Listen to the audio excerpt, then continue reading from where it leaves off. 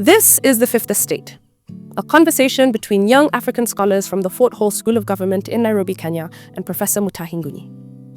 Fellow countrymen, the old order in this country is an order in decay. The Kenyatta dynasty is dead. The Odinga dynasty is in ICU, about to die of natural causes. And the Moi dynasty is already buried in the grave of antiquity. And of course, Kikuyu privilege, groomed and overfed for over 100 years, is also an order in decay. What we do not know, though, is what will emerge out of the ashes. But a pattern is beginning to form under the Ruto presidency. And it is about the tyranny of small numbers. Small, inconsequential communities that have been rolled by history are coming together. And the scary part is this: they are many. They are like an army of ants marching towards Nairobi to take over. This collective of small numbers is not accidental. It is rooted in a history that has been suppressed for 60 years. Did you know, for instance, that the Somali and Mombasani nations were literally beaten into becoming Kenyans? And when they accepted their fate at zero option, they were treated as children of a lesser god. This historical wrong is now experiencing a reversal. And the 2027 election will provide us with the practical evidence. We will summon historical evidence to demonstrate the reversal 2J spoke of. And the evidence is contained in the 1962 Regional Boundaries Commission, chaired by Sir Stafford Foster. Did you know that the Somali nation told this commission that they did not want to be part of Kenya at independence? And what were their reasons? They did not want to be dominated by Kikuyus. Facts. It is on record. Then the British forced them to become Kenyans. And they became Kenyans, but not without a fight. They had to wage the shifter war between 1963 and 1967. Mothers died, children died, and the shifter warriors finally surrendered to Jomo Kenyatta. But Mzee Moi was more cacophonous. Did you know that to be a Somali under Moi was a crime? They had to carry 2 ID cards, one national, one special. And yes, Mzee Moi was dealing with a security concern, but treating Kenyans like this was still a historical wrong. Enter Uhuru Kenyatta, son of Jomo. Did you know that a court ruling directed that the 2019 Somali census in 3 counties be repeated in January 2026? Why? Uhuru had suppressed their numbers. Now Ruto has embraced this community, hook, line, and sinker, and they have embraced him too. Why?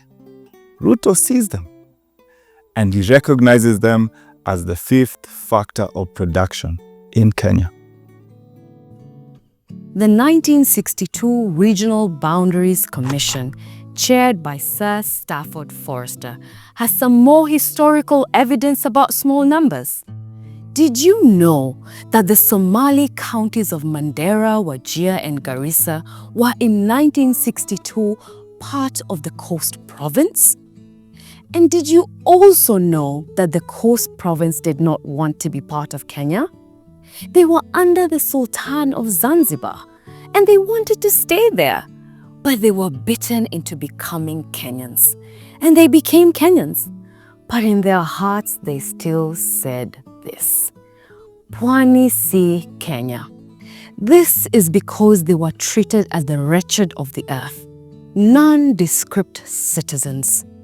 Through the Mombasa Republican Council, they waged war against Nairobi. They insisted that we must be seen.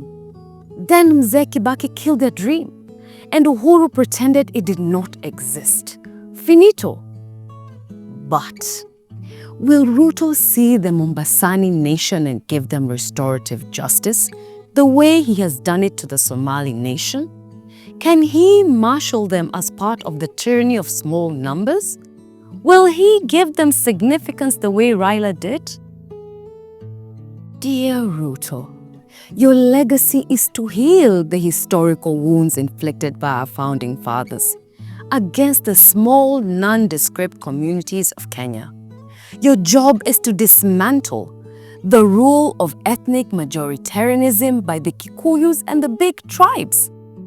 Are you up to the task? Ethnic majoritarianism by Kikuyus is already an order in decay. And this is because it was built on a cracked foundation. Did you know that in the Stafford Commission of 1962, the Meru and Embu nations wanted nothing to do with Kikuyus? According to the records, they told Sir Stafford Forster that they did not want to be clustered with Kikuyus in central Kenya. Fact. They wanted to be put under the Eastern Province with the Kamba nation, and it happened. This age-old suspicion of Kikuyus has widened the foundation crack in Gama. And when we talk of tyranny of small numbers, it is not about the Somalis and the Mombasani people only. Within the ethnic majority, we have oppressed minorities like the Meru and Embu nations, and they are breaking away. What is our point here? Change is the only constant thing in politics. Everything else changes. The tyranny of small numbers will not only come from the Somali nation, Mombasani, Turkana, and other communities regarded as nondescript. It will also include the small numbers within ethnic majorities like the Meru and Embu in Gama. And who knows where the other oppressed minorities in the majoritarian project are hidden? They will emerge from the woods. And this will be the 2027 order of small numbers. Take it or leave it.